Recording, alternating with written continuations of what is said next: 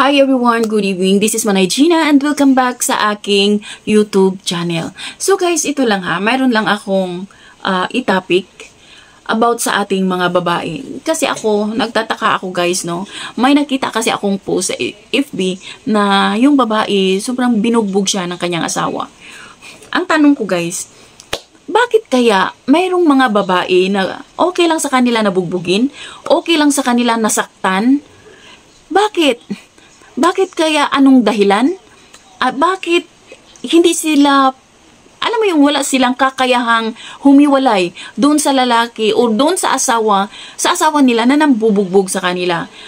Parang ang hirap no sa ating mga babae na mayroon kang mga anak, inaalagaan mo, asawa mo inaalagaan mo, pero makuha pa rin ng asawa mong saktan ka, bugbugin ka, 'di ba? Parang bakit?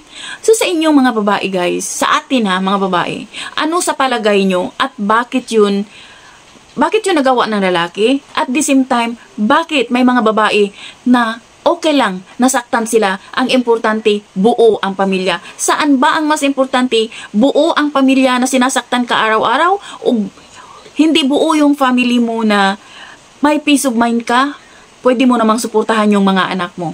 So kayo guys, anong opinion nyo sa mga babae na ganyan? At sa mga lalaki naman, bakit, alam ko hindi lahat ng lalaki na nambubugbog. Sa mga nambubugbog na mga lalaki, ano ang nasa utak nyo? Bakit nagawa nyo yun sa mga asawa ninyo? So yun lang guys, thank you for watching. Comments down below. At please, before tayo mag-end, please support my YouTube channel. Please like, share, and subscribe. Bye! God bless everyone!